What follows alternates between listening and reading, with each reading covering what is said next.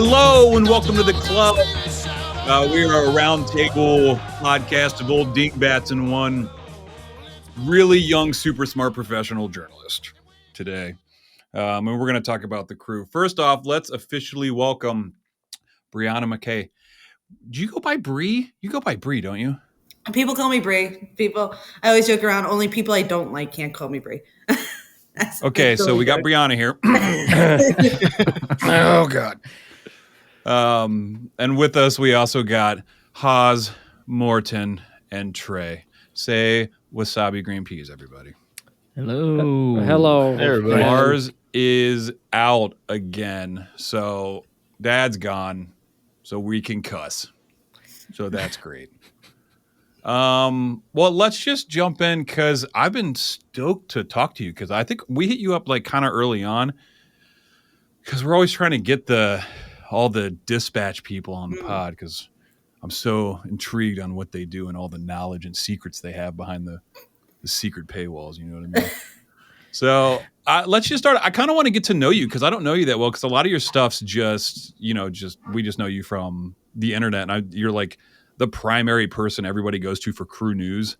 Like Reddit is just your like blue sky and tweets just back. And it's like, cool. But I kind of want to get to, so I feel like you were just thrown into the fire right away. Like you're not from Columbus, right? No, I'm from New Jersey. And yeah, it was funny. I got the job in like at the beginning of November last year. And then I get a call from my sports editor, Brian White. Like I was walking out into Chipotle and he's like, so can you fly to Orlando? It'll be the first thing you do. This will be your first game covering it. And I'm like, oh yeah. Can if you're paying. That. I mean, like I went out to Orlando. Me and my boyfriend drove on Black Friday from Jersey with all our stuff to Columbus. That next morning, jumped on a plane to Orlando. Oh wow, that's crazy. Did the boyfriend get to go? No, he had to stay here when my mom and my uncle drove out the rest of our stuff. He had to be here and help to like set everything up. Oh, that's awesome. That's the way to do it. Be like, sorry, honey, I got to work. I got to go to Orlando. Exactly. Was it November too in Ohio? Yeah. Well, it was so weird too. It was warm down there. I'd never been in like a warm area during November. So I was like, this is trippy. Yeah. Oh, 100%. How did you like the stadium? I've been to that stadium before. It's kind of like lore.com, kind of. Yeah, it's a little smaller scale. I feel like it's a little less modern than lore.com. But yeah, no, I agree. I liked it. All I can think about is my dad calls it the Disney World stadium because when I was watching like one of their like just studying like their older games, they had a Ratatouille logo going around. Like and so my dad called it the Disney World stadium. Yeah, that's kind of where we always rip on Orlando. But I mean, now that Miami's there, it's like I hate them less, I guess. I don't know. Well, so you've been doing this for a while. You went to college for it, right? Where'd you go to school? It's Rowan University. It's a smaller state school. It's the other. You know how there's Rutgers? It's like we have Rutgers at home and it's Rowan. So it's fine. It's like the smaller Jersey state. They sound like brothers. Do they do that on purpose? They actually do, yeah. Yeah. It's like, daggone it, Rutgers and Rowan. Yeah. Like really. So did you cover soccer there? Did they have soccer? Actually, my first beat was women's soccer. Oh, sweet. So yeah, so that was the first thing. I was literally thrown freshman year. First thing, they had like a 6-foot goalie. They're like, go write a piece on her. And that was like my first thing I wrote about. And you just wrote really tall. Yeah. Oh my gosh. She came out. I was like, publish. Oh, hey. Like looking up at her. Goalie. But yeah, exactly. So yeah, I've covered women's soccer with the first beat. And then I covered some men's soccer too while they were in the playoffs. And they like sometimes I would fill in for writers when I was the sports editor there. So yeah, I had like college soccer experience, but nothing pro. Did you play before? I mean, if you count like 7 years old, running up and down the field, holding hands with my best friend. I do. Yeah. So you were semi-pro. Got it. Oh yeah. So totally got it. So you left there. So you were there, and then you went to I try to do a deep dive. So you went to the New York Yankees. That is a baseball team, right? Yeah, I was in college. I got the job. Yeah. That's tight. Yeah, I literally had to move off campus because I had to travel to the Bronx every day. It was a long commute, but Yeah, I was writing for their magazine. They had like a team magazine, so I wrote a feature on like Jason Dominguez. I wrote, Wild. yeah, no, that was fun. I was writing about their minor league guys. How do you decide? How do you decide to get into sports writing? Is it just a writing and then it ends up being sports, or is it sports interest and I want to write about it, or how does that work? It's sports interest. Basketball, I covered women's basketball for Ohio State with the Dispatch too. Basketball was always my main sport. I realized I wasn't good though. Like it's just like in high school when you realize, yeah, you're not going pro or even going to college. It's like that moment. It's like, well, I have all this sports knowledge. What am I going to do with it? It's like, might as well just write about it. And yeah, kind of worked from there. Oh, that's cool. That's sweet. Heck yeah, sports. Love that. So, and then you went from there to the Dispatch? Mm-hmm. That was a part-time job too. So I was still looking for jobs, and I saw it was the women's basketball was the big thing when I was applying for the job. But then I started doing my research, a lot of honing in on the crew stuff. And I think I've become like, I love covering women's basketball too. I've grown attached to covering the crew as well, especially because you say like people go to me and trust me as a source and everything. And that's honestly one of the coolest things that like, oh, Brianna said this, so we could trust it. It's like, that's cool. That's a feeling I've never had before. Yeah, totally. I think a lot of that comes from like, we don't trust the press coming from the front office because of, I don't know, the past.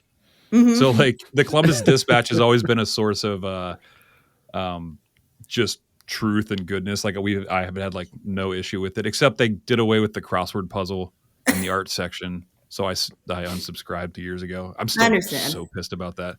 Yeah, it is. I mean, the crew stuff in the Dispatch is the reason I pay for the Dispatch. Honestly. Well, thank you. I say I write for the fans. That's my big thing. I want to make sure I'm writing for. I do go look at Reddit and check like what people are talking about. I try to find the stories. You're just talking about your stuff. Full circle. He's like, I know. me. Just write about myself. No, but I try to make sure I have a pulse on like what fans are looking for and what they care about in the stories, and like the good and the bad. I want to make sure I'm writing for the fans. I'm not writing for the team or anyone else. It's for people in Columbus who love the crew. That's who I want to write for.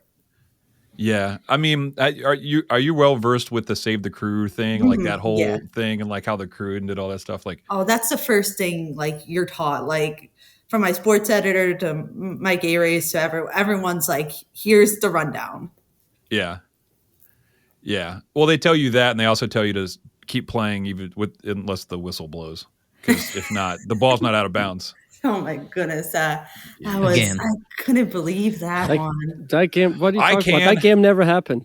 I wasn't there, and it never happened. We're not doing that. Yeah, we're not. 2015. I have to say, Gotcha, Steven Moreira, he was tough on him. So I've never seen a player so down. He at one point said, I'm not sure if I used this quote, but he was like, maybe I shouldn't have just even played. Maybe I should have come back from the ankle injury. I was like, I don't think you're the reason. Okay, take it easy. No.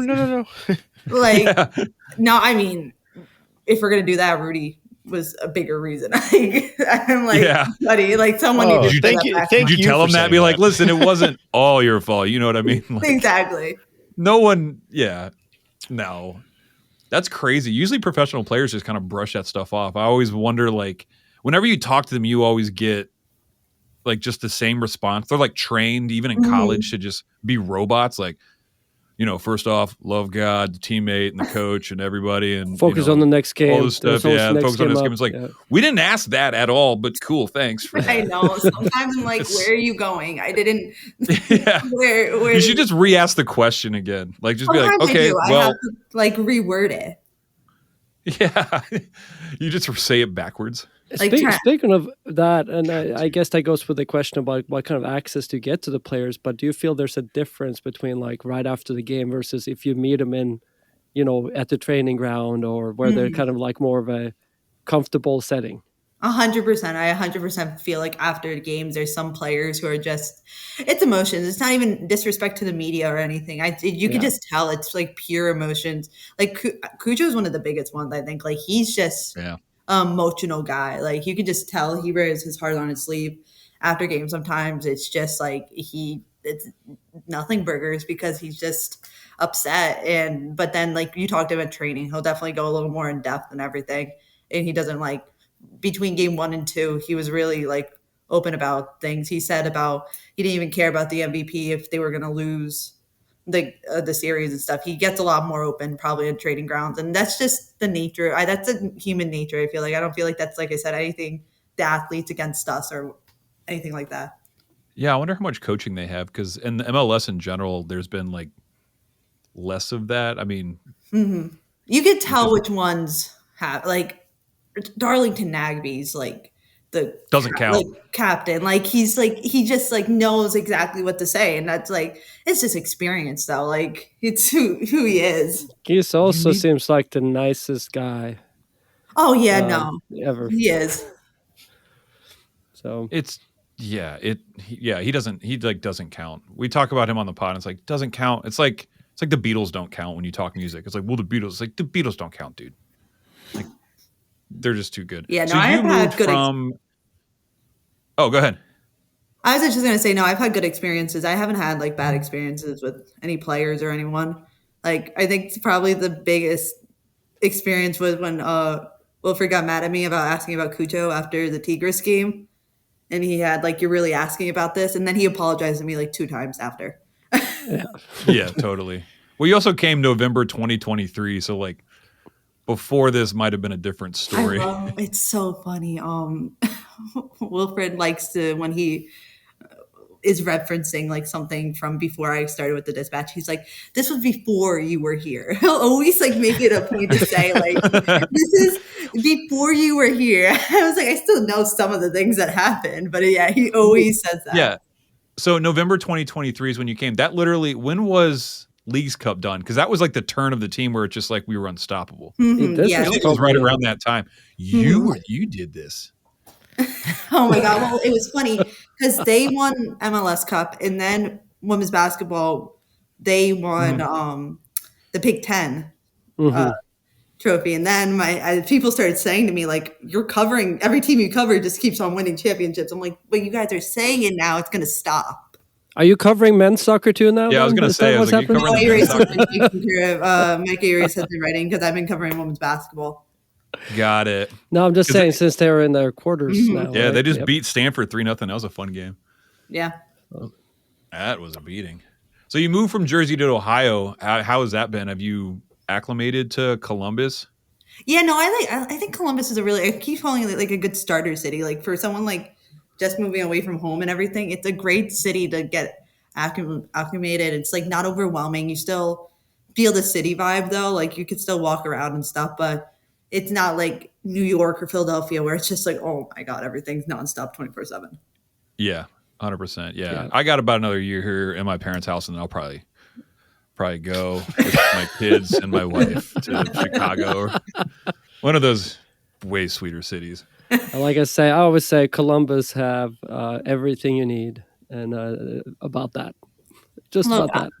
I don't plan on leaving anytime soon. I'm not going to be 1-2 season. I know the Dispatch has had that little with crew writers. I'm trying to stay. I'm not looking anywhere else right now. Besides Arias, though, like there was a girl before you, and now I'm blanking on her name, and I feel terrible. Her name's Bailey. But yeah, Bailey. Yeah, Bailey. Like before her, though, I don't remember somebody. She was the first one to she was like the retweet king. Like everybody, all like us and everybody would just retweet her stuff. That was like, and then you filled those shoes. That's why you're just like, that's why people know you, because that's where they get all their information.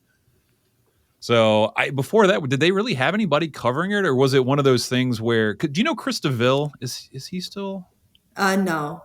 He still worked there? Okay, because he used to cover the crew. He worked for the Dispatch for a while, and he worked for the Alive, and he covered the crew, and he was a huge crew fan. But there wasn't anybody really before Bailey, I think, that people look to as like the guiding light of like all things crew, like knowledge wise. There was always speculation. It was like, she said it. Like, do you know Tom Bogert? I feel like you're the Tom Bogert of the Columbus crew. Oh, I don't know how he does everything he does. That's a lot of big shoes to fill. Yeah, he came on the pod. And I still talk to him like regularly, and I'm like, why are you talking to me? Like he's just the nicest guy. When he came into town, we got to hang out for a little bit, and he's wild. I think I felt the most honored. We were both in his post game Zoom. It was again about the Cucho. I think it was Nashville about Cucho, and he like direct messaged me in the Zoom about like asking Wilfred like about Cucho and stuff. And I was like, oh, he's like going to me. Like, oh, okay, that means that must be legit or something. Yeah, he's super nice. And like he didn't have to come on our pod, and he doesn't have to talk to us, and he did without like blinking, and like has kept in contact and stuff. It's like it's bananas. Like I can't say enough good things about him. But well, we're good to it's great to have you. I'm trying to think of I think that's pretty much it as far as other stuff. What type of music do you like? I love Taylor Swift. You're T-Swift? Yeah. Because I think we got into a battle once about, was it Taylor Swift or was it like Chappell Roan? I love Taylor Swift. It's definitely Taylor Swift. 100%. T-Swift? Because I think it was a Charlie versus Chappell thing. Like I can't really remember. But I do want to point out that we did. I talked to you. I hit you up a while ago about Bill Murray, and you said some absolutely insane things about Bill Murray. Let me pull this up. That was a fun. So I said, yeah. So I mean, this could have happened. I don't know. July 3rd. Favorite movie with Bill Murray and why is it the Royal Tenenbaums? You said, I hope this doesn't impact anyone's opinion on me, but the only movie I've seen with Bill Murray is Space Jam. Okay, I realized I was wrong. Groundhog's Day. No, we can go to commercial. Groundhog's Day, yeah. So, yeah, that like blew my mind. I keep forgetting not everybody is like super old like we are. Yeah. I'm like, it's a very good point. Cool. You know what's funny? They showed Groundhog's Day in my high school journalism class. Really? We watched it. I love my high school journalism teacher is why I'm a journalist. I love him. The best. And one of the movies he showed for one of the lessons was Groundhog's Day because he's a news reporter in the movie. Oh yeah. So that was one of the ones he showed us. Oh, it was a self-brag. I mean, educational. He always just tried to find a way to relate it, and it was always like a fun day to watch a movie. Yeah. Well, yeah, totally. If I was a teacher, that's what I would do. I'd be like, every day is a movie day. This movie applies because it's Space Jam because basketball. Yeah, we kind of talked. Yeah, no, she stole movies that I used to watch and show them to her students. Oh, I love that. Second graders.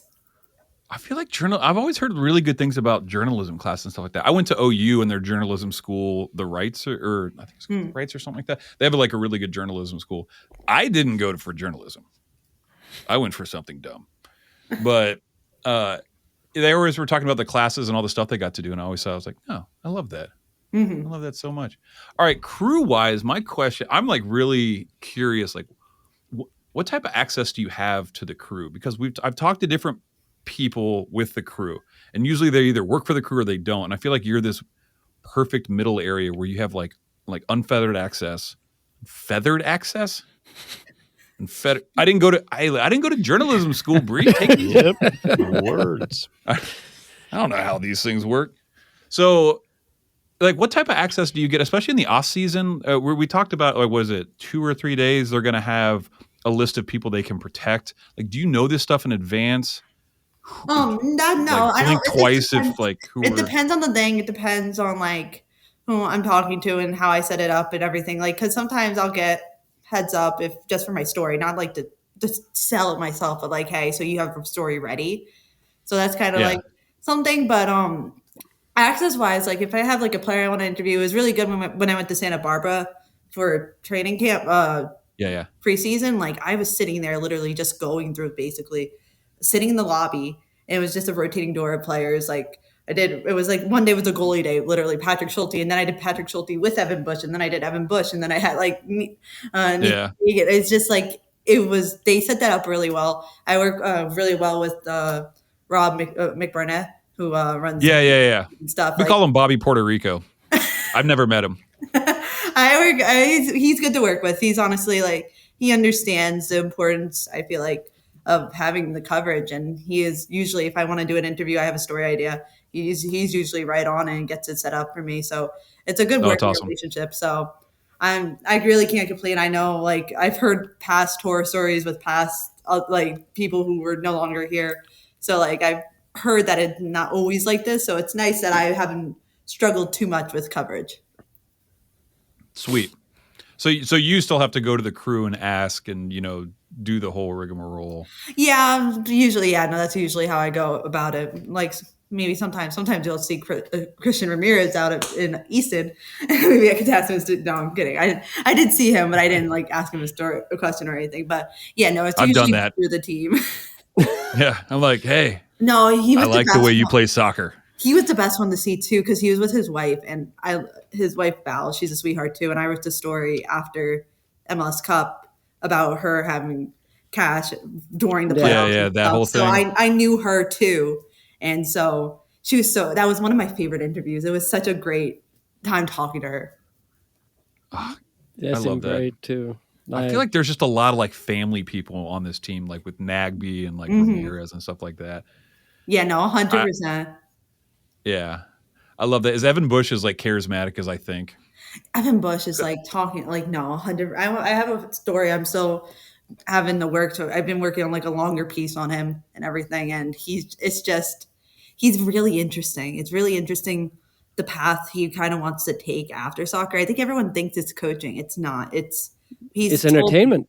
No, it's entertainment. Seriously, he's gonna be a game show host. Yeah. No, he said it's more like front office stuff, and he's been like trying to learn the front office ropes, and that's where he kind of sees himself more. That's kind of like what I'm going to write about, but it's just it's interesting to hear him talk about it and how he has kind of this clear vision on like how it's going to work out and how the crew's kind of helped him with that as well. Smart guy. I love that. Yeah. I was hoping it was stuff like that and the crew kind of help out. Because I think, didn't the crew kind of help out Christian get his coaching license? And help him out that was another thing. Yeah, he just got that recently. Yeah. I love that. I have another question. And then we probably got to go for a break for a second. But these pressure.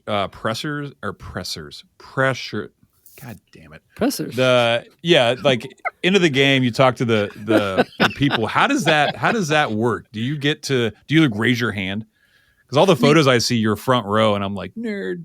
Like I usually start. It's kind of a thing. I usually start it off. Like Rob. They just like look at you. They're like, all right, start. And they just like look at you. Rob usually throws it to me. Like we'll start with Brianna. Like it's kind of like a known thing at this point. Like because you talk to Wilfred every week. Wilfred always like starts by looking at me.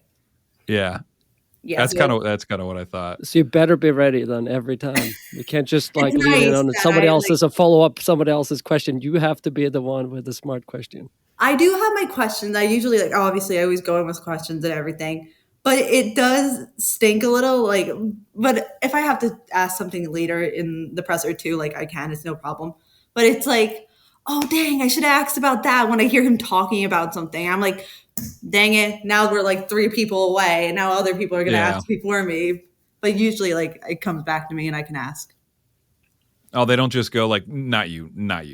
Let's go back to Bree. Yeah, you had your one chance. Oh, yeah. That's what they do. Yeah, no. Yeah, we tried. Go ahead. I was gonna say we tried to break in once and like talk to them, and they're like, "You guys gotta get out of here." I was like, "Okay." Well, you say we when it's all about you. That did not happen. Yeah, and first of all, it didn't happen, but we know better. Ben might have tried and not told us. I do believe in that. I know people. Was that you banging on the door that one day? Yeah. It was. Standing next to, oh my God, AZ, I'm pointing behind me, but AZ Jackson one day, I forget who was going, was just like at the window. I think Malte was going, and he was just like standing. Oh, I saw that. Yeah. Yeah, that was funny. Now he's going to go there because people, I know her. No, don't know what you're talking about. I like the little moments when they joke around, like Cucho's come in during Christians and been like, I'm getting him a soccer my jersey for Christmas. Like, I love that. He's like, no, I'm giving him a signed jersey for Christmas. Like, it's so random. They'll just sometimes interrupt each other. Steven sat in for Moe's once and like asked him a question. I was like, what? I feel like I remember watching that one. Yeah, he's fun. He's good people, man. Oh my God, Steve. Yeah, no, Steven's funny. In Santa Barbara, like I had 15 minutes with him, and 10 of them were like us laughing. Yeah. I feel like you miss that a lot, like who like the people actually are when you're like watching interviews and stuff like that, it's like, well, these people are like can be chill and like fun, like outside of that. Like Crew's been doing a pretty good job of like showing that. That's why we said the Evan Bush thing with the like I feel like Chiba is the same. Like if I could have Chiburko and Amundsen just have like they were just like to fall in love and they would have like a sitcom. Just the way they talk and walk around is like the funniest thing in the world to me. Yeah, no, it was Santa Barbara. That was why it was so important for me to go there too. I got to know a lot of them, and it was cool. Like just like some of them were serious conversations, just chatting. But then I think I started talking to Malte Adamson about how you don't pump your own gas in New Jersey. Like I don't know how we got there at one point, but like that checks out. Yeah, we were chatting about that. It was just like you got to really know them as like people and stuff. I love that. I think it's great, and you've done a really good job of conveying that, post and stuff like that, and we really appreciate it. Like we do give a big crap about like what you do and like other things you post. Obviously, the fact that we're like calling you out at the stadium, like I like what you do. It's like not weird. Okay, cool, sweet. No, I appreciate it. It's nice to know people. I put so much work into it and care for it, so it's nice to know that other people care as well. Yeah. Oh, we love it. What's like a highlight you've had since you've been here? Do you have like one or two things that really stand out that you're like, that was tight? I think the first one has to be Pachuca. Like, I don't know when I ever go to Pachuca if I'm not covering the Crew. Like, oh wow, that was such a cool trip that I got to go be there. It was really good too. Like, I got to talk like after the game one-on-one with Wilfred too. That's kind of where I got more of the information about the food poisoning and everying. Well, everyone else was in the toilet. It's like, okay, cool. Can I talk to anybody else? It's like, I don't know. But that's also where it comes in. Like Mo Farsi, like I feel like we have a good rapport. Like I'm usually good talking with him, and he was like open with me about like the symptoms he was feeling that day, and that was like information I felt like was huge. Like he was telling me like he had like chills before the game and everything. It just like really helped to understand how big of a deal this was. I feel like it was in a way well covered within the Crew and the Crew community. I don't feel like it was very well covered externally as much 100%. on the biggest stage.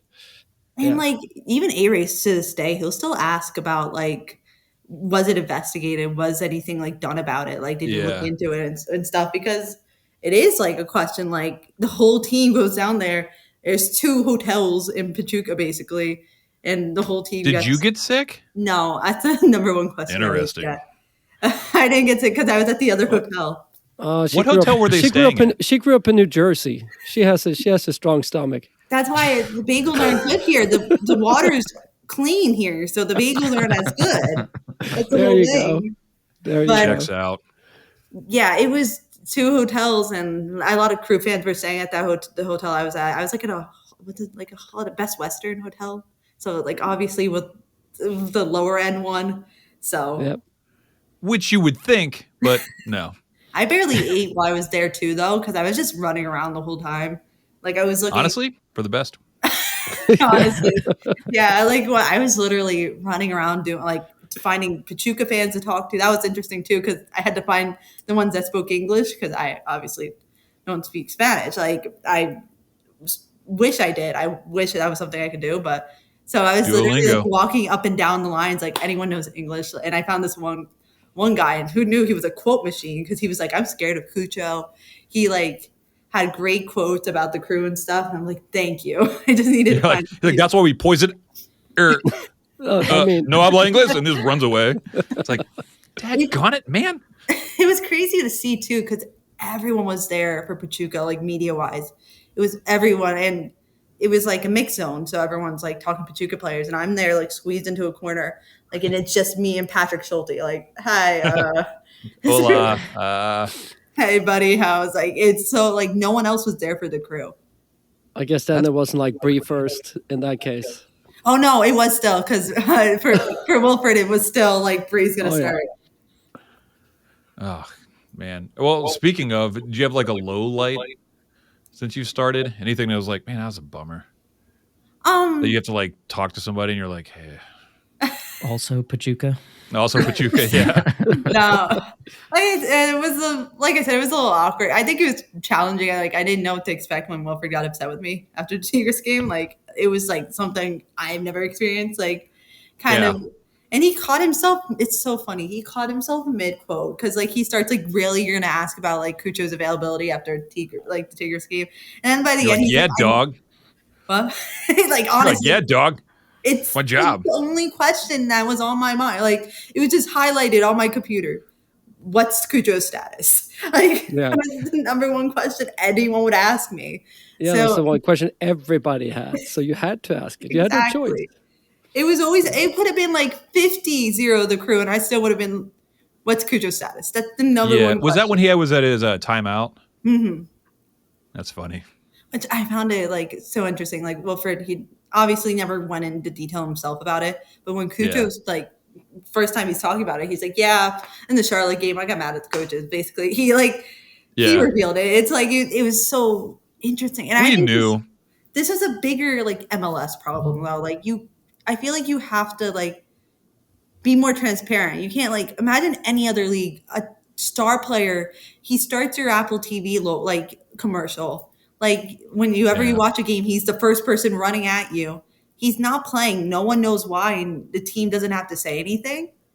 Like nothing. The team can just like not let anything happen. Like that's no one's gonna take that type of league seriously. Or it's a secret. It's like personally, I kind of liked it because I'm unfortunately these days a Manchester United fan, and they had a locker room famous for like everything getting out. Every little discrepancy came out to the press, to media. It was covered, even though it's like internal team stuff that shouldn't be out there. So I kind of, from my perspective, I understand from your perspective, try to cover it, how frustrating it is and not being able to give an answer to your readers.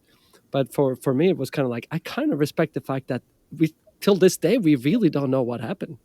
And I understand why the crew, if they don't have to say it, why would you say it? Yeah. Like, if like, So there's no it does no good. Like, there's no reason. You're never gonna say it. Like, it might get out through other like leaks and stuff, but you're never gonna come out and say it formally if you don't have to. I think that's more just like I said, MLS. So it's not. And also, you don't have those leaks. Just say it's a team suspension. Like that's. I'm 99% sure it was something he said because it was. He was upset he got taken out. I remember him getting subbed off. Taken out of the game. Yeah, he was freaking out coming off the field. Yeah, Wilfred wasn't. He was sick. He was out. Yeah. That was. He got Pachuca'd. that was a funny one too. It's like, oh, by the way, Wilfred's not going to be there at the game. I'm like, that whole game just doesn't. I was just like, what is happening? That Clown game show was like the most insane. Charlotte, right? Yeah, it was so insane because it just kept going and going and going and didn't stop. It was 60 minutes the first half. I was like, what do you mean? Yeah. Well, like Charlotte, I mean, we had a player get hurt. Sands got out, and then there was like wasn't there like a lightning storm or like aliens came or something like that, or like. And then you got both Camacho and Ramirez got like 2 week injuries there. Yeah. And then Derek Jones gets a red card. Like the minute he walks, he like literally stepped foot on the field, and they gave him a red card basically. Wait, who was that? From dribbling the ball. Yeah. Yeah, it was Derek Jones. He got the red card during that game. Oh, that's right. For literally he's had a rough go. Bless his heart.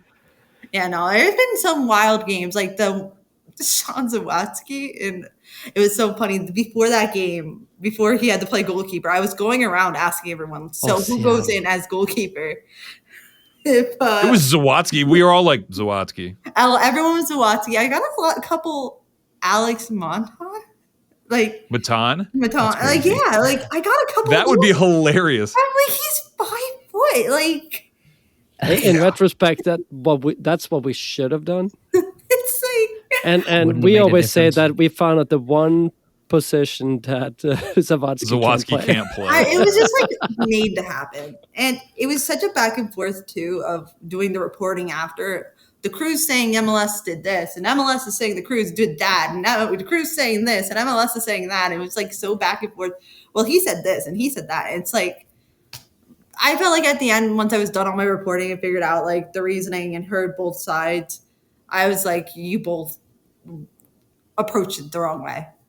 Yeah, I mean the whole thing was trash. We remember when Eddie Gavin like basically someone we love as much as Zawadzki, if not more, like an absolute legend. He stepped in and played goalie, and that's like what Sert kept saying. Like he had 3 saves, I think, and so did Zawadzki, or like 2 and 3 or something like that. So it harkened back to that, and I was like, oh, man, Yeah, no. those were the days. He was true, like, and he talked after it. Zawadzki's always good after games. Like, he's always pretty, like, after the Cincinnati loss at home this season, I waited an hour for it because he was in the trainer's room. So, like, he's not someone, like, not trying to avoid me. He was just in the trainer's room. And when he was done, we were literally, like, walking out of lower.com together, like, doing the interview because I needed quotes. And he's the one, he'll go into game context and, like, explain things like that. Oh, I love that. I don't hear a lot from Zawadzki normally. Well, his quotes are so like technical. Like he really explains the game, and Nerd. it kind of helps me. Totally.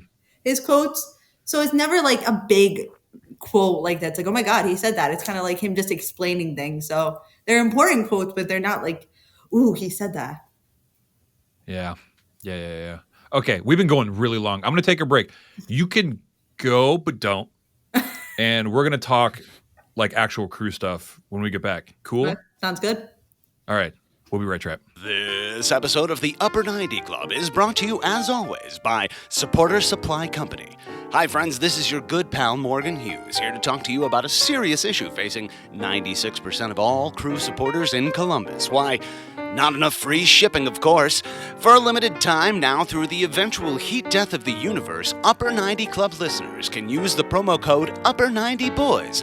That's boys with a Z on the end of it, at checkout for free delivery on absolutely any order over $10. But Morgan, what if I order $10 worth of stickers, or those goddamned buttons, or some other combination of small items that make you want to kill yourself? Will the free shipping still apply then, even as you curse our family, while you package up our little tiny annoying ass order for us?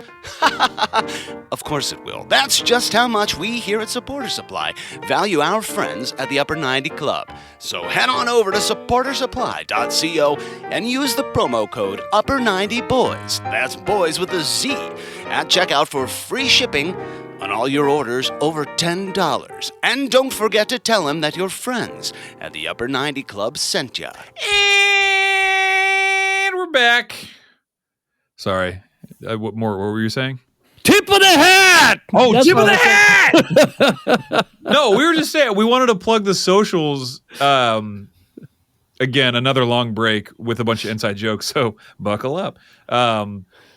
Before we get going, yeah, Bree, so you're on a podcast, you're on the Speakeasy with Arius, right? Yeah, this podcast Speakeasy. Where can we find? There's nobody that doesn't know where to find you, but let's say someone's blind and they don't know where to find you. Where do they find you? Well, there's Twitter. I will say I got really worried that people started to dislike me when I saw my followers drop like significantly on Twitter, and I was like, oh my god, what's going on? Realized all of them moved over to Blue Sky, and I'm also on Blue Sky too. Like I had multiple people ask me, like fans be like, can you go over to this app? So, and once my assistant sports editor was like, Brianna, they want you over there. I'm like, okay, I got it. I'm making Blue Sky. Yeah. Who'd you vote for? I'm just kidding. So you went to Blue Sky. Same thing happened to us, and I've found a major uptick in people liking stuff and reposting because there's like less riffraff over there. Like there's just other like less stuff that's in their way. Yeah. So like I get more engagement over in Blue Sky than Twitter. And I'm so glad you said Twitter. I didn't have on here. I remember that's something I wanted to say is like, you're a professional at this. Like, do you say Twitter or X? Because that's another thing we like argue about. And it's like, I mean, if you mention it in an article, just like style-wise, you have to call it X, formerly known as Twitter, like that kind of thing. But like if Prince. I'm talking, I don't think I've ever called it X a day in my life. Like it's so Twitter my whole life. I argue still that it's a tweet on X now. Oh, it's a retweet. I call reposting on TikTok a retweet. Like I call everything a retweet. Yeah.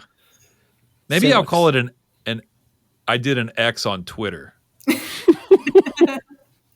I don't like the way that sounds. Sounds like you went clubbing, but that's I don't like. Yeah, I'm gonna edit that out. That's my bad. That's totally my bad. So they can find you Blue Sky. Are you on Threads? That's another funny one. No, I'm not on Threads. Yeah, we are. No one is. So No one asked me. Like, and it was like also like loyal like readers who always like my stuff were asking me. I'm like, I have to like.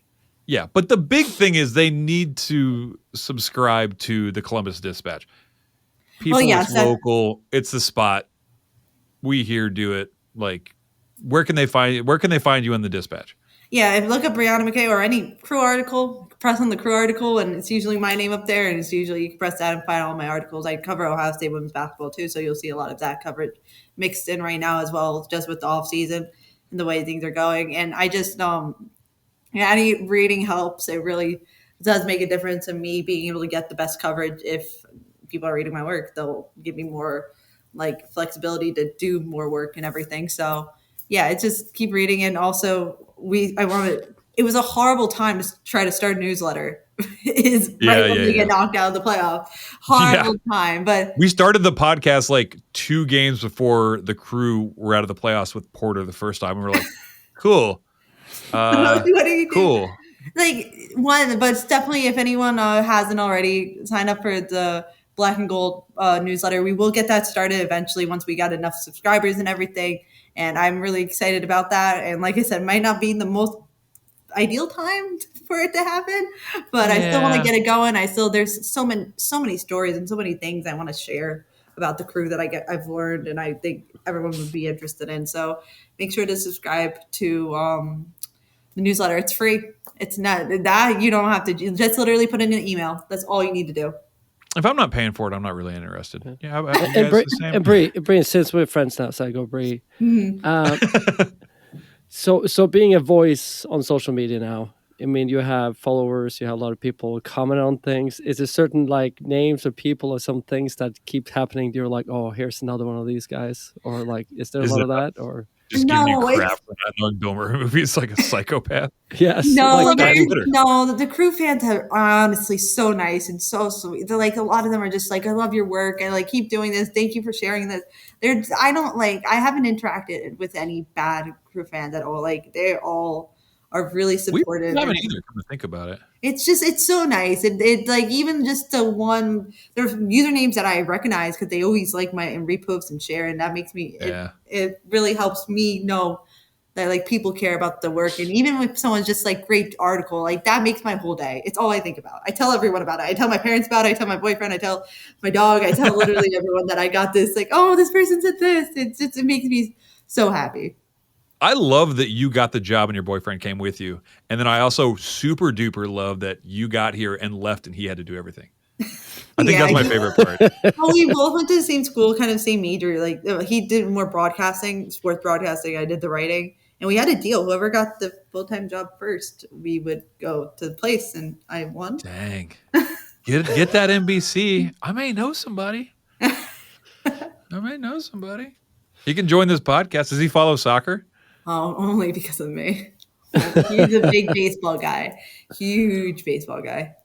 Yeah. About your family. That's your past. Mm-hmm. And plus, you were in Jersey, so you didn't have a soccer team. Psych. You had the Red Bulls because that's where they play. I love that. Okay, so you're on all the things. Let's talk Crew. Let's get into the Crew for a second. And thanks for staying, by the way. I know it's late. I haven't been able to talk about the Crew as much as I wanted to because I got knocked out a little early. I know. It's still. Let's just address it. I don't have it here on the doc, but so the final. Did you guys watch the final? I had it on. Yep. Galaxy won. Kind of ran away with it right off the bat, but New York brought it back. Who are you guys rooting for? We kind of talked about it earlier. Were we all Red Bull? Did we really care? I wanted them both to lose, but I know that's not how sports works. I was kind of indifferent, but at the same time, it took a little bit of joy of New York still not having a championship, I guess, in a way. And Galaxy having 5 versus 6, I mean, it doesn't really matter. Did you see what Ricky Prees was wearing? You know what? He didn't look bad. No one commented on our text thread, and I'm like, nope. He's wearing... He was good till the end of the game, and then when he got up to come onto the field, he had unbuttoned like 3 more buttons, and it was like a deep V down to the navel, and I'm like, Ricky, what are you doing, bud? He can pull off stuff that we can't pull off. Disagree. Just jealous. Disagree. He looks like a boy man. Like it's okay. I can't stand that guy. I'm not a fan. It's just. Do you think he tucked in his like jacket and holds everything was tucked in? He holds his own jersey up to show his name to the. He put it on backwards and ran out on the field. What is going on? I just feel like team that won that he had nothing. Like he didn't even. Okay, play. So everybody wanted the Red Bull. Have you ever? Okay, I get have you ever interviewed him? No, I didn't interview him. He was on the dais with Wilfred and Acosta. Yeah, for the MLS All-Star. All-Star. So like he was there, and they fully like didn't answer my question. Totally, dude. Screw that guy. I was trying to ask. All right, I need a confirmation. I was trying to ask a question about like learning from Wilfred and like what you take it from him, because like I was obviously covering from the crew angle, and they barely answered it. I was like, okay, not writing this article. Looks like. Could you? I feel like he's smell got his cologne? I feel like he's one of those guys you could smell him coming a mile away. It's like, dude, Ricky's coming and he's wearing that stupid Axe thing again. He was pretty far, so I can't confirm it. Yeah, he's the Phoenix Axe cologne of the MLS. That dude bums me out. She's not old enough for that one. So we watched the game. They won. So yeah, it was one of those scenarios where, you know, Galaxy going for their 6th or Red Bull going for their 1st. Mm-hmm. I want to see neither of these things happen. Yeah, totally. So I was content with whoever. I was kind of pulling for Red Bull after they went down early, just to make it a good game. And they did. And they took us out. Do you root for the team? I'm gonna say, are you those people who root for like? Because I didn't have any stake. Like I one of these really pauses. Care. But that like, was my philosophy, but I really didn't care. If it's not us, Oz is a bit of an underdog. Like if it's not us, it's not. If it wasn't us, it wasn't Cincy, it wasn't Miami. I'm like, nah. Yeah. I was kind of impressed that they made it that far because, like, oh yeah, absolutely, totally. it was impressive. Red Bull game of the season, it was like it was not the last Red Bull game of the season. Yeah, we killed them. I mean, that was the game where Matan had a hat trick. No, that was New England. Oh, okay. No, but it was AZ had 2. It was their game from like. The whole they had just a few minutes where everything 10 minutes where everything went wrong. I've said and this is like nothing against him. Rudy Camacho just had like a nosedive after the Miami game. Like the Miami game happened and he got that red card. Concussion. Well, right? Didn't he have a head injury? Earlier, wasn't it? That's our speculation. That's our speculation. There's no proof to that, but that's the head injury affected him for the rest of the season. I went in pre-med to college, so I knew right away. No, he did not. No, he did. I did go in pre-med.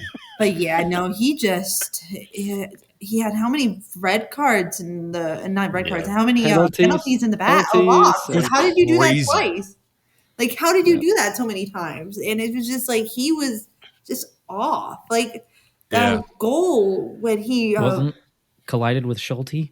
Like, was like, oh my goodness, that was such a bad one. But can we confirm that it was because of the jackhammer noise that they couldn't hear? That's what one of them said. That I thought he just needed to be louder. Like that's what Schulte was saying. Like Schulte's a very big it's on me guy. So like. He said he just needed to yell a little louder. He felt like he didn't yell loud enough, but it was like he needs to not do that. Oh my god! He needs to be like they were jackhammering. He's like the nicest guy too. I think. Yeah, he was very much like, oh, that was my bad. Yeah. St. Louis kid. There you go. Yeah, I'm glad you recognized it too. Though it was like a Camacho thing where he ever since that happened, it was like. Because we said it on the pod, it's like, when you get older, you get slower, but like the back, you don't see a lot of older strikers, but you see a lot of older backline people because their positioning is on point, their knowledge is on point, where they need to be. They don't have to be fast because of whatever. And he just seemed like all that went haywire the last 10 games or something. I feel like as a defender, if I'm not thinking about you, you're doing good. I wasn't thinking about Nacho. He was there and he was playing his role. He was playing his role. He was doing fine. And then I started to really take note, and I felt so bad because my whole I obviously wrote a piece about Messi before the game and everything, and a majority of my Miami based quotes was him, and he was so excited for that game. Like he was showing so much more emotion than I was used to, like with Rudy. Like he's a very like serious dude and everything, but he was really excited about this game. And ever since then, it just went like down. I was like, "Ooh, I feel really bad." Like I wrote this. It was a bummer.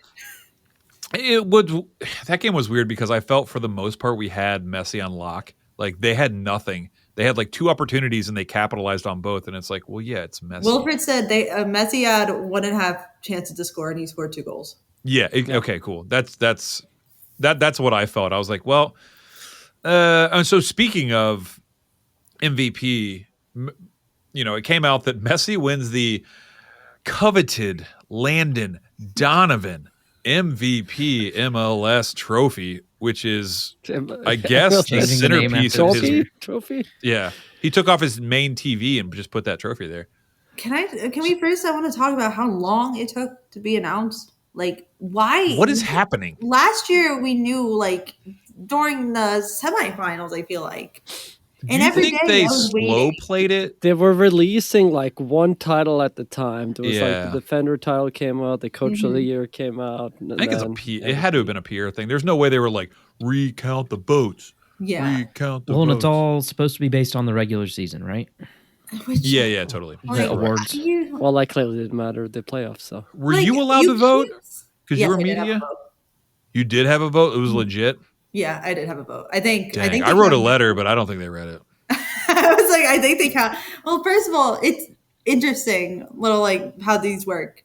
You vote once. They have finalists, but it's decided already. Like the finalists I don't go back and vote on the finalists. The finalists are decided based off the votes that are already there. Like you can vote for 30 people. Like there are 30 people. Every team submits one person, unless you're the Defender of the Year or unless you're Miami with MVP. Everyone has one person. About that, that's so strange that there's 30 people in the short list for MVP. It's of the year. That makes no sense. So is it like a Scantron, like a number 2 pencil type deal? It's like a Google. It's like a poll. It's like the same one as like teachers sends out for like, is it like election buddy for my kids. And it's just like you vote on all these people, and that's like where the percentages are based off that. Like you don't get a second round. I wasn't told there was a second round. If there was a second round, they didn't include me. And so you tell me who's in charge. No, but yeah, I mean, I've been pretty open with who I voted for too. I voted for Kucha. I voted for Wilfred. I voted for Steven. And I voted for my goalkeeper of the year. Who I voted for wasn't even a finalist. I voted for Matt Freese. But yeah, no, that's a good shout. That's a good. I've been what? Yeah, we could. That's a whole nother. But like mine, he didn't even make the finalist. I know, which was crazy. Like still, like my vote just went into the so. Yeah, you have those finalists. I think I said this to you guys. I was surprised the media vote was so high, Messi, because that's not what I was hearing. But granted, I hear a lot more from this area of media, and I really do go in with it without bias. I was looking up. I was like watching stuff. Like I spent a whole day like making sure my votes were who I wanted to vote for. Because if I'm gonna have this, I'm gonna take it seriously. And I'm not gonna let my regional bias of covering the crew be the reason. But I didn't see my big thing with Messi was he didn't play enough regular season games. I think that's like every other league. It's like you don't win MVP if you played the number of games he played. Was it close to half that he missed, give or take? Almost half, yeah. Yeah. Cucho missed 7 regular season games. So, like... But they were, like, disciplinary. I don't know. 1 was disciplinary. 3 was the back injury that he had right before Pachuca. He missed 3 Interesting from your post was that the coaches were really heavy Cucho. And I'm... Heavy Cucho. Yeah, I'm not surprised about that. Yeah. Everyone hated playing Cucho because he was like a legit wild card. Like you know what you're gonna get from Messi, but like Cucho pops up everywhere. It's like defense crazy. too. Wilfred pointed out when I asked Wilfred about winning balls back. When I asked Wilfred, I'm like, do you think Cucho should be MVP? And he's like, you know my answer. I'm like, yes, but I need to hear you say it because I can't. But I have to write it, so say it with your mouth. So he did but he said it jokingly. But it was so. But I'm like, I can't write Wilfred, I know Wilfred thinks that Cucho should be MVP. Like, I need to hear your why after that. But he said defensively was a big thing too. Like, he's good on defense. And I think Messi had one tackle all year, and Cucho had like 10 a game, right? I feel like you, for the whole crew, like, Wilfred doesn't play people who are just good offensively. Like, you have to. He's a total footballer. Yeah. Yeah. So, like, I agreed. I agree with that, and I just thought Messi didn't play enough games. And then Wilfred, I didn't see. I don't like that you can't only consider regular season, because within this crew season, how hard is that? Because they were playing 3 games, a game every 3 days, and it's like it's a problem. And it's like you have to take that into consideration. You have to take into consideration that Wilfred was coaching this team and winning games still. And they were breaking records while also playing 50-something games. Yeah, we played the hottest team in the league in what was it, up in when they played all the Crew 2 players, and we got a tie. Real Salt Lake. They were really hot. Real Salt Lake was really hot in the spring, and we played them with all Crew 2, and we tied them. I mean, like, things like that. That was when Quentin was We called it Crew 2, but and then he got traded there. Yeah, that was the best part. And he did well, and he was able to score 2 goals. No big deal. And it felt like Big Bird. It felt like the same thing with Will Sands. Like, Will Sands played what was it? Was it the Arsenal? He was like playing a lot against Arsenal, and then they traded him. It feels like their little audition periods. Like, that's what I take from it. Like, you're in talks with the team, they're interested. They want to see the guy can still play. Like, yeah, and Sands did well when he's at New England, right? Mm-hmm. Like, he played pretty well. I just knew when I saw Nancy win Coach of the Year, I'm like, third. We have Steven, we have Nagby. Like, I think, like, if I'm voting, for me personally, if I'm voting Wilfred for Coach of the Year, and I'm probably voting Messi. Mm-hmm. I mean, he did play like not that much, but dude, when he's on the field, he put 2 past us. He put 2. I mean, he's the best player of that I've ever seen. Period. Yeah, no, I mean, like, I don't think it's hard to like. I don't think anyone's sitting here though saying like Messi shouldn't have won. Like, okay, like I didn't vote for him, but I'm not sitting here saying like, oh my goodness, Messi won. I can't believe it's like if Suarez won, then I would have been like, how? Like newcomer of the year, the 97-year-old Suarez would have been. But I can't stress enough. I put out. What are we calling a blue sky? Like, if we're calling a tweet, we calling it a bluey? I feel Post? like that. I don't like the way that sounds. I've never been on a blue sky. Hate that too. Have we figured that out? Do we know? It's a retweet. It's a tweet. It's a tweet. I like the way you think. It's still a tweet. Yeah. So I tweeted on Blue Sky, nailed it. And I was like, it's so funny that like Lionel Messi, who has a World Cup, like all these accolades, wins the Landon Donovan MVP is like my favorite thing. Do we know if Landon Donovan has to present it to him?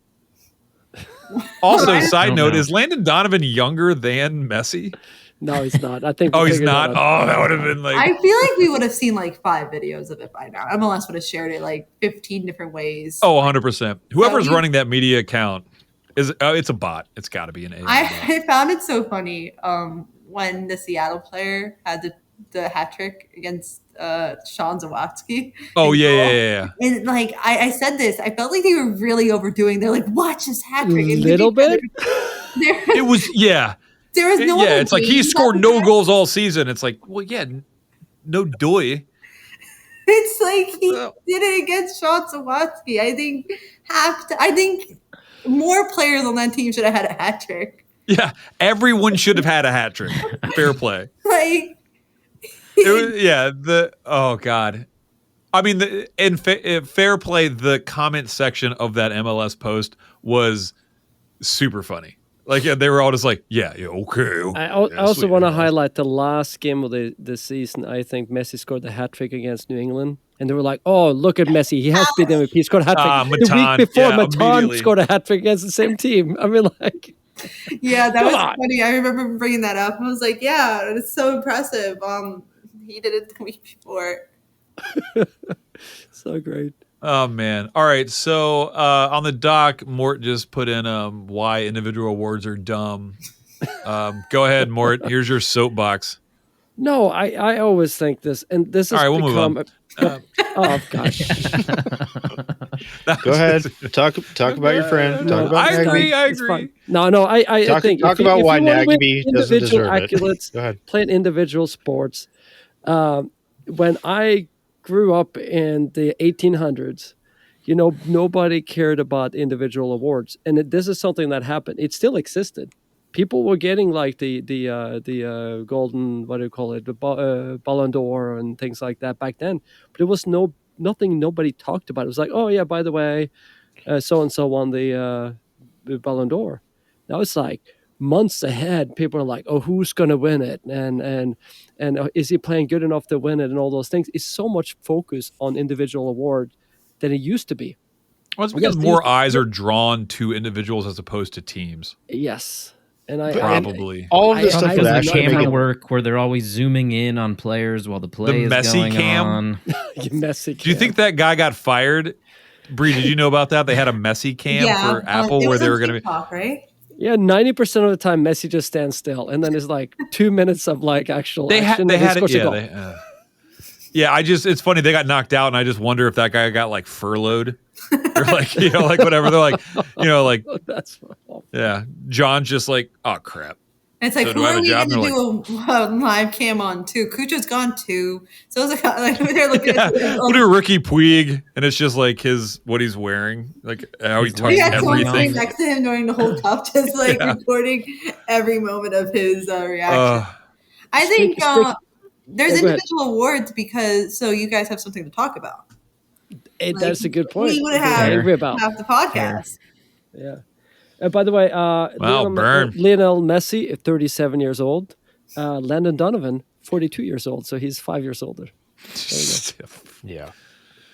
At least soccer, I don't ever feel like I'm going to be the oldest one. I feel like there'll always be someone a little older than me somewhere. Yeah. No. Yeah. I mean, they have like babies playing right now. I was like, I kept count. I was keeping count for a while of how many crew players are younger than me, because that was like I found out Aiden Morris was younger than me. I was like, really, okay. All of them. Yeah. He's safe to say all of them. Everybody, even the coaches too, probably. Yeah, the coaches. Yeah, the coaches. I'm just like, I don't like that at all. I don't like that at all. Yeah, no. Aiden, I'm like, ooh, that's coach is like 40. I'm like, wait, what? East is in his 30s.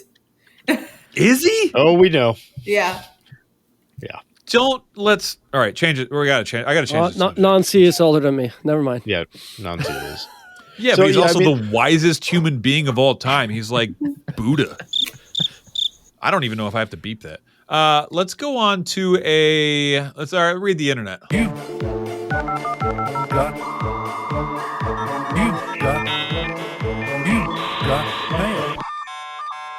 All right, Tom Bogert said on Blue Sky, which we confirmed is a tweet on Blue Sky. Thank you, Brie. MLS Commissioner Don Garber on the U.S. Open Cup. We will participate in the U.S. Open Cup next year. Hooray! We will likely have more teams. Doi adds that it's near impossible for teams to be in all tournaments, CCC, Leagues Cup, and Open Cup, which we know all too well. The reason why I put this on here is that, Bree, what do you think of the Open Cup? Because there's a contingent on, and we had talked a little bit, especially on the Discord, the crew Discord, we love the Open Cup. Like here on the podcast, we're a little bit divided, a little bit level-headed, I guess you could say.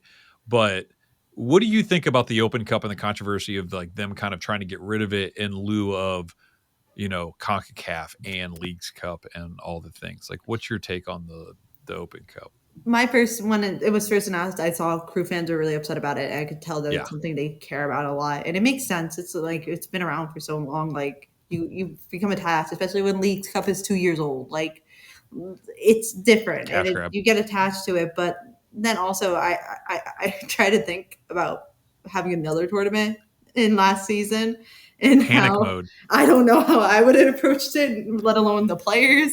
like we would have seen a lot of like I feel like we would have seen a lot of like the players who weren't getting as many minutes, like Galliaboa or someone like that. We would have seen a lot of those players playing. We wouldn't say crew 2. We would say like the U15s. Yeah, like honestly, which I don't get why. Like I'm not opposed to the idea like of using like your crew 2 like teams, those type of teams, like still have a representation in there, and it's a great experience for the younger kids too to get that like experience of playing in a tournament like that. But I understand why people are upset, but I don't know how the crew would have handled any more games. Like impossible. And also US Cup. That's an opinion, Ben. It's just so like spread out. Like they're like, oh yeah, the championship's being played. I'm like, what do you mean? I thought it was done. Yeah. I was like, it's so spread out. That was Miami's only tournament win, right? Was the Open Cup against Houston? No, they didn't win it. That was LA. They had to play. Miami had to win another game before playing the crew. I think I like how spread out the Open Cup is because it doesn't bog the team down because it's spread out. And that's how a lot of the Euro tournaments, all of that stuff. Yeah. It's not in a month in a break for the league. It's spread out over the year. I think the frustration for me was CCC and Leagues Cup has a lot of crossover. It's like we're playing the Mexican teams. Like those are the teams that matter. So like, why don't we just get rid of the Leagues Cup and play CCC? You're playing basically, MLS versus Mexico, which is what you want, and then have the Open Cup for the domestic. So you have like a, quote unquote international tournament, and you have a domestic, kind of like how the Europeans have it. But we saw it this year. Yeah, go ahead, B. I was gonna say, I think MLS needs to decide if they want to be like European soccer or not. They can't. They do this totally. Like they want to be their own type of thing, and then they want to change the schedule to match European. Like they have to like establish we are gonna try to be like Europe, England, everything, or we're going to be our own thing. But I think it's confusing to the modern, to the American fans who don't really know anything about soccer, like in Europe and everything. They're just fans because Columbus has a team or something like that. And I think it's like, it's really hard to like, I've found it because I'm explaining a lot to the average person who just knows that soccer is being played and isn't like a diehard. It's so hard to try to explain to them why certain things are happening and stuff. Yeah. So it's kind of like a regular American sports fan doesn't understand why a tournament starts in February and ends in July. Like they're not used to that. And you have to decide if you want to fully buy into European soccer like culture, or you want to be your own and appeal to like the American fans who are just not used to that. Yeah, they're trying that the Leagues Cup almost modeled in NBA now. There's that discussion too, where they have like that kind of like that tournament, and nobody really understands how it works. But they make it count for both, but which is a little different because you only play within the league. That would have made it easier. It was something called MLS Cup. But we have an MLS Cup, right? I think this problem is more for the fact that we played C3, as I call it, like this year, and a couple of the team does it. For the 25 other teams, playing the Open Cup is maybe not that much of an issue, and half of them are going to go out before April. Yeah, they'll lose the Dayton Dutch Lions. Yeah. Which is why people don't care about tournament. Okay. Go play in Dayton on a Thursday night. Go play in Buffalo on a Tuesday. Let's play another Wednesday. Go play on a train track. In England, Pittsburgh, Detroit. Where you pay nobody, and then you play all the weak teams, and you don't care until you're in the Sweet 16, right? And then you suddenly start putting I put a basketball term in there. Yeah. And then you start playing your good players. If you make it deep into the tournament, that's when you kind of then you start caring. That's how that second... Until MLS can strike a deal with U.S. Soccer in terms of, or maybe it's some USSF who runs the tournament, to actually make it something that is marketable, something that people want to watch, not just the fans of the club that want to watch it. Right. Yeah. Well, the coverage is awful too. Coverage is awful, and also people aren't showing up. It's hard to get mad at that they don't want to be involved if no one's there. Leagues Cup, So like, look at Leagues Cup, look at champion, like CONCACAF. Like even there was like 8,000 people at the Tigres game.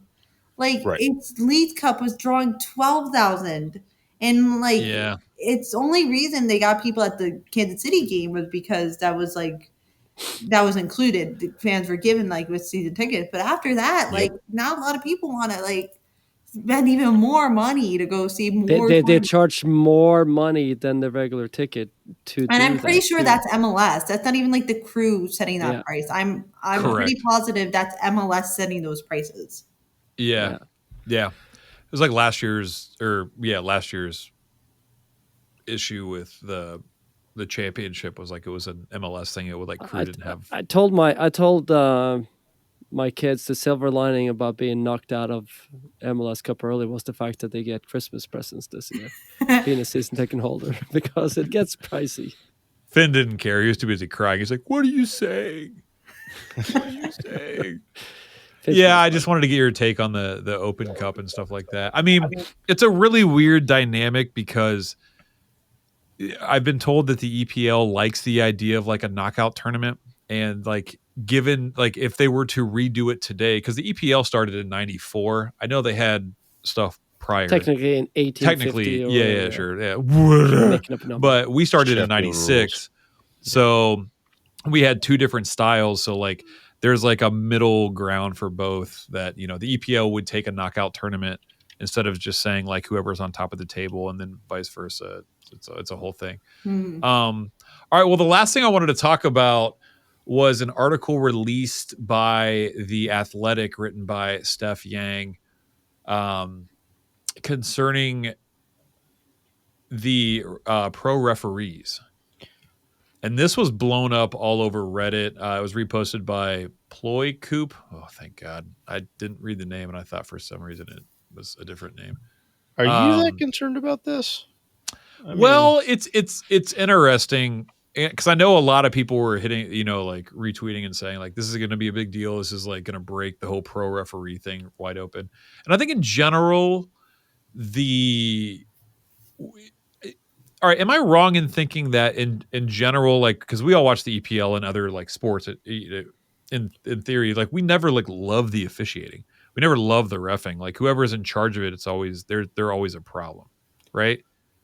Like the EPL, there's always a problem. I think I jumped the gun a little bit. I mean, I think we need to set the scene. And this was a game of Columbus versus Red Bull, and there was a foul specifically. Yeah, that occurred, and a pro referee manager beeped into the VAR and instigated them to do something further than what they were actually currently looking at the play for. Yeah, you're correct. Schulte all right, let me set the stage. Ran into two Red Bull players, which had run into themselves before he ran into them. Totally. These goalkeepers stop running into people, guys. That's my suggestion for goalkeepers: is to stop running into people. It's not You're working so smart. out. You're the smartest person I've ever seen. Yeah, not working out. Yeah. So in general, what you don't know is like, you know, there's a center referee, correct? There's two ARs who run the sidelines. There's a fourth referee who, you know, speaks to the managers and is on the sideline. That is what we see. And then there's the VAR, typically, which there is one person who runs it and two assistants, and they have 6 monitors in front of them. Cool. What we didn't know is in this specific game, there was a questionable foul, which I believe didn't happen. On the field, the center referee said, yeah, no dice, no penalty. It was Schulte fouling. I can't remember who it was on Red Bull. VAR took a look at it during the meantime and said, yeah, not a foul. But there was this mystery, and they call it the pro manager. There was another person that has access to the center referee's earpiece and the VAR saying, and here's the transcript. The pro manager, the secret, we'll call him Secret Steve. Secret Steve said, hey, look at this again. VAR says, yeah. And then the Secret Steve says, oh, you need to look again, please. So VAR while the game is still playing says, I'm watching possible offsides. You mean what? Like he had no idea. The pro referee said, well, it's a penalty kick. The goalkeeper nailed the guy. And VAR says, yeah, but it's contact between the two attackers first. The Secret Steve said, well, look at what the goalkeeper does. Don't look at the attackers. Look at the goalkeeper. And VAR says, okay, delay. So what happened was the VAR said, okay, this random guy, fifth party, who's not the center referee, who is not VAR, is saying you need to take this to VAR. And the issue is that the referees are saying, I'm on the field, I'm seeing this stuff. I've got a guy in my ear who is not the VAR, who is not anybody, but just like a manager basically micromanaging the game, telling me to go look at this stuff. And I feel like I have no control over the game. So while this actual incident went to VAR, the ref went over and looked at it. The VAR and the center referee said, yeah, man, no foul. And the game went on. The correct call was made. The issue is there's this manager in every single game in their ear saying this stuff, like, is the pro referee, and when I say pro referee, I don't mean professional referee. Pro referees is the company that owns or has the rights to the MLS, correct? Yeah. So the problem is just that. I mean, did you guys have thoughts on that? I mean, is it broken? So it's hard to follow. I get that. Pro oversees refereeing as it relates to professional leagues. The Professional Soccer Referees Association is a certified labor union representing the rights of the refs. And then there's IFAB, International Football Association Board, an independent organization upholding the rules of soccer around the world. So Pro is just like a company, essentially? Yeah, I think we kind of got a lot of info about that when the referees went on strike. You kind of saw Pro. You kind of understood the difference between it. This guy sounds like I'm very into Wicked right now. Very great movie. I suggest everyone good. It. Ariana Grande, thoughts? Oh, she did great. She's beautiful. She did do great. She did deserve the role 100%. Like it sounds like the Wizard. Like it's giving the ominous vibe of the Wizard. Of, like, the man behind the curtain of like, I'm gonna make the calls and decide what's going on. It's like and he literally actually has no power too. It's like, and we don't know who it is. You're in the gate. We probably know who it is. I would be mad if I'm the official getting told to do this and I go do this and everyone's booing me and everyone's tweeting how this official suck. And it's like, well, I didn't even make this call.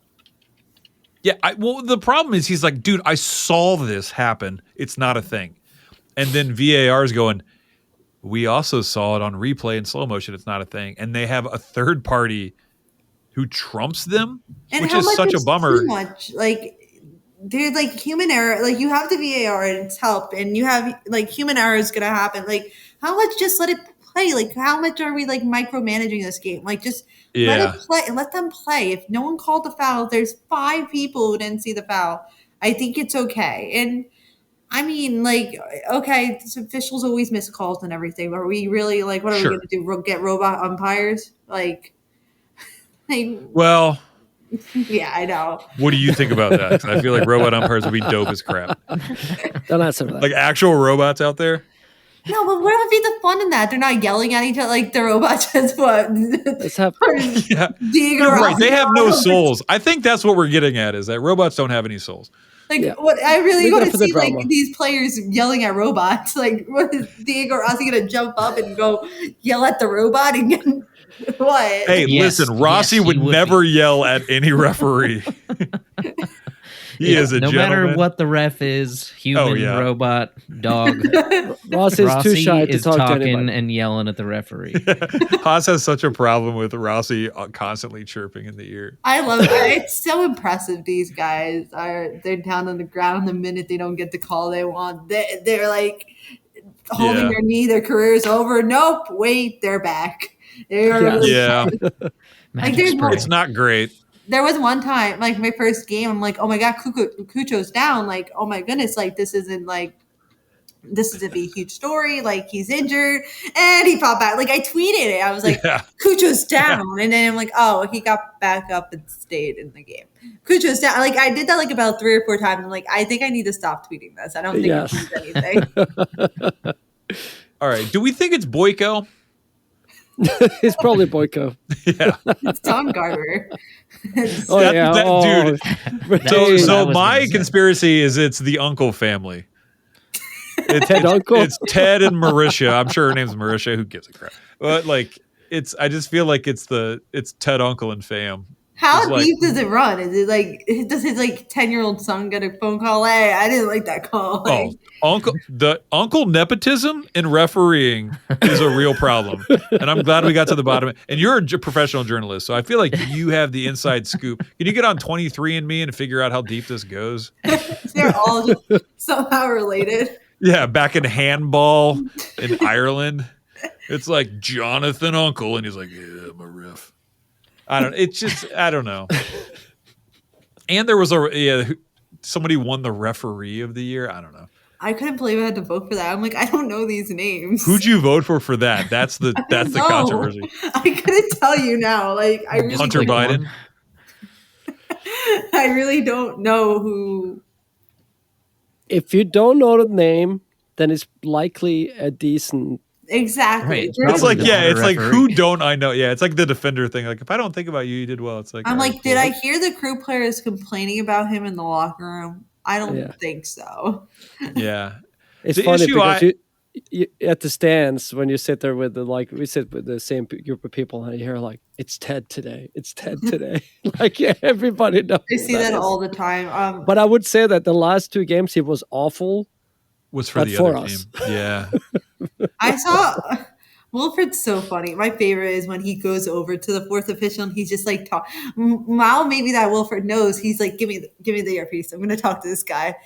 Now that he knows there's another guy that he needs to be chatting with, maybe he'll have like a direct one-on-one. Give me the earpiece. Give me the Black Ops guy. We should have the coaches have like a direct contact with like a game manager and say like, hey.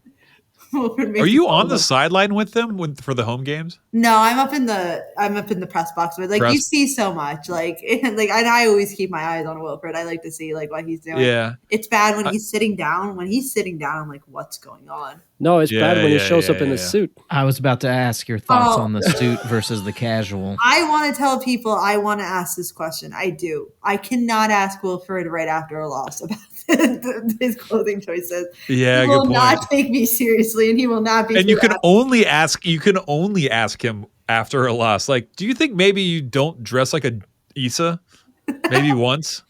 Yeah, like just go with the sweatshirt. We like the crew sweatshirt. I think that's a great preseason question. I think preseason I have to be like, have you seen the conspiracy theories? I think make it happen this season. I eventually have to bring it up to him, see his thoughts. He's either never seen it or he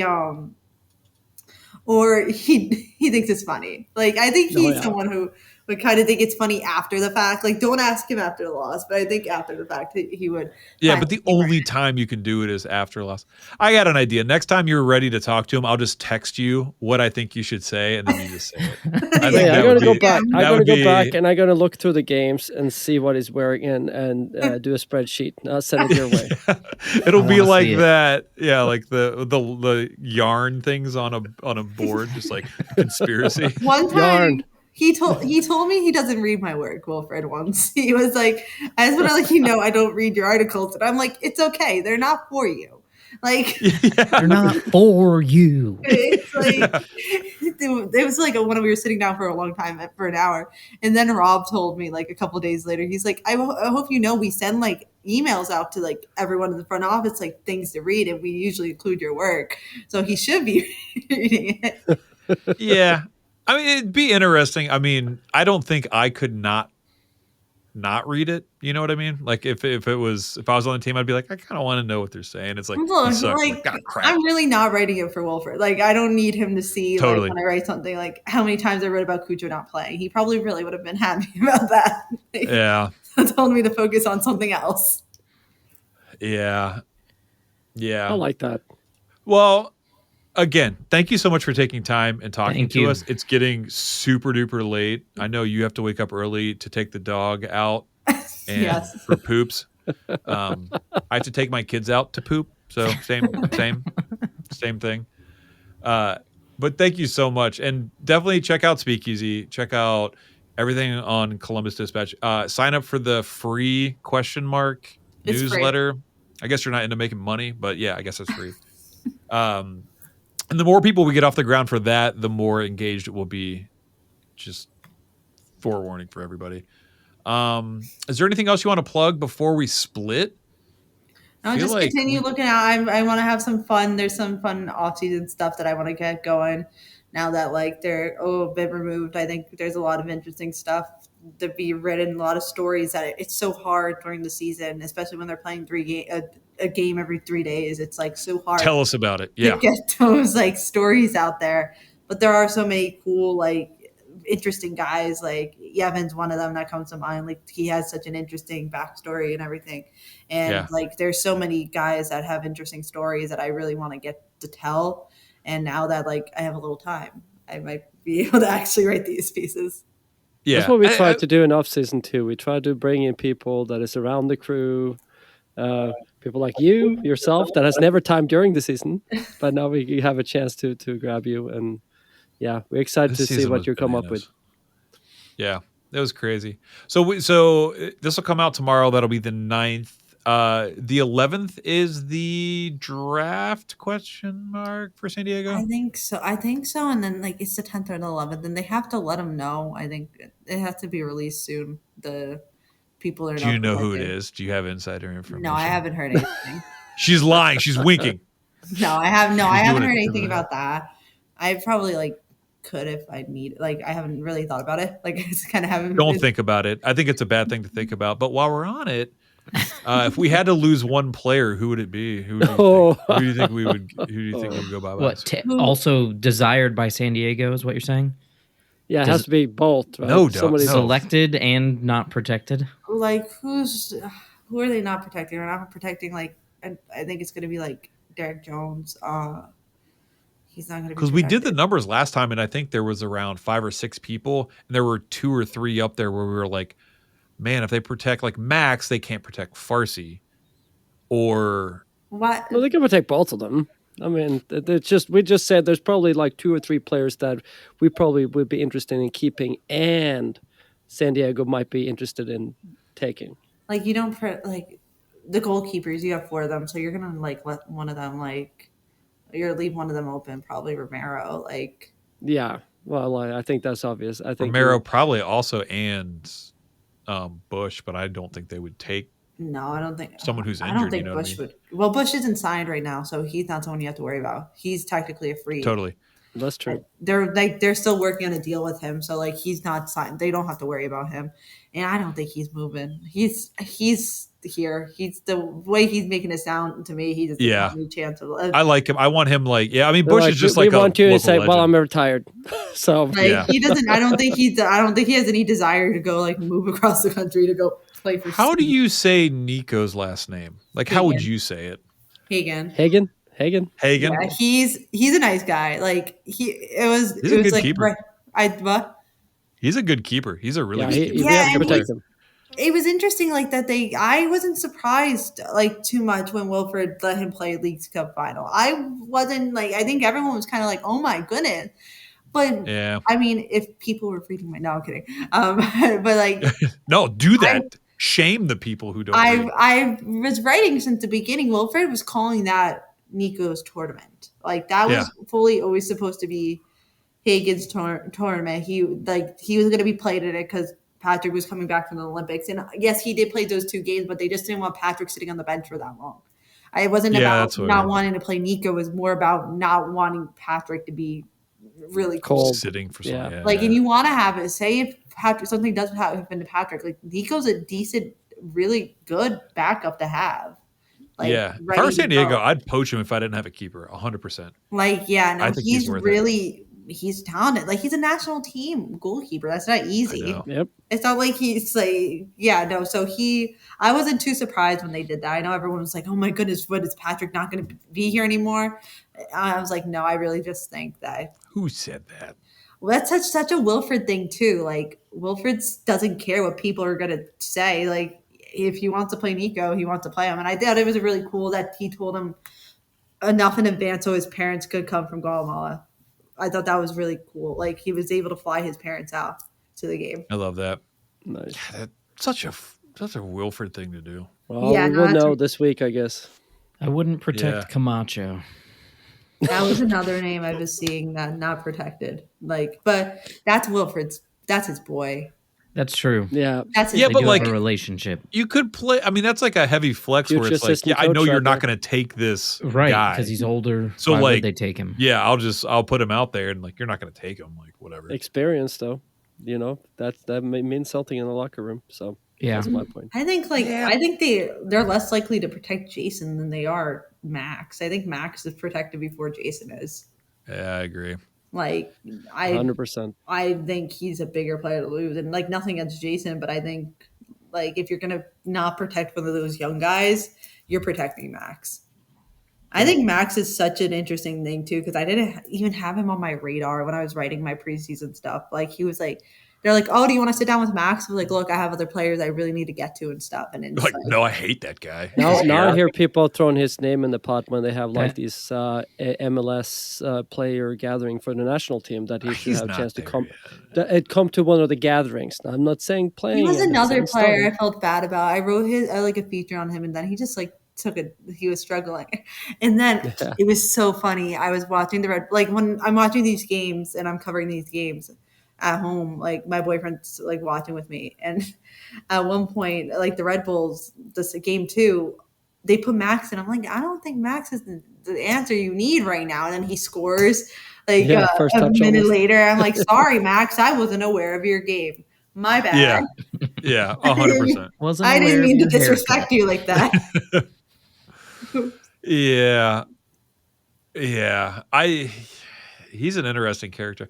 He's one of those guys that I think if he plays under someone that's not Wilfred Nancy, he doesn't get to the level he's at right now.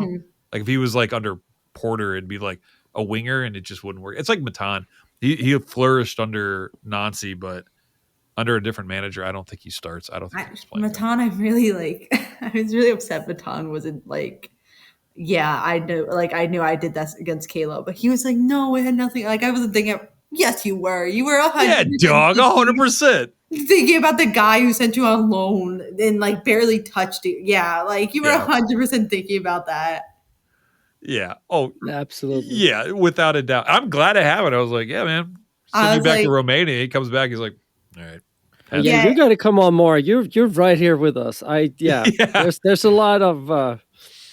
I was hoping it happened too. I'm like, great storyline. This is such a boring game. Like, we're just sitting there, just like, nailed it.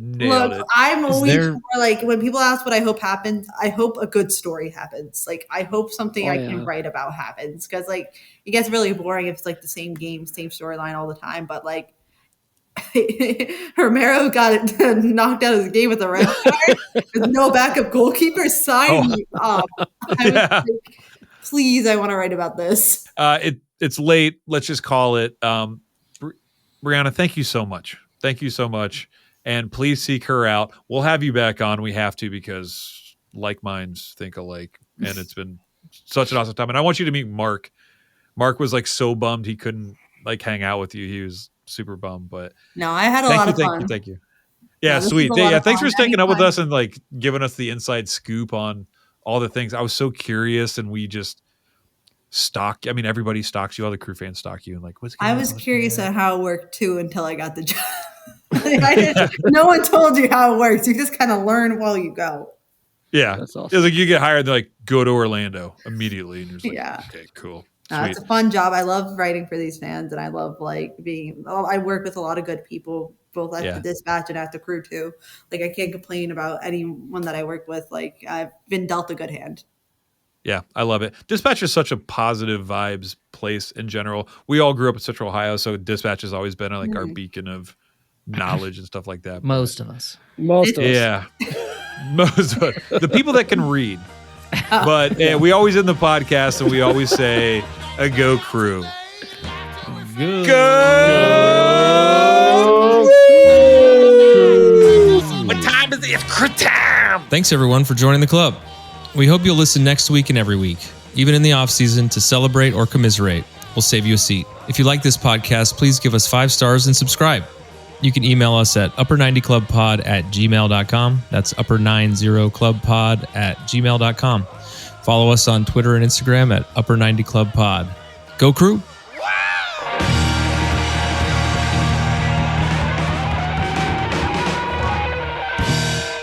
He just like makes us better fathers, minus Haas. But yeah, it's just like everything he says, I'm just like, because it's not a father. It's not that I'm a bad father. I'm not a father. You're putting it out there. So He's like cat dad.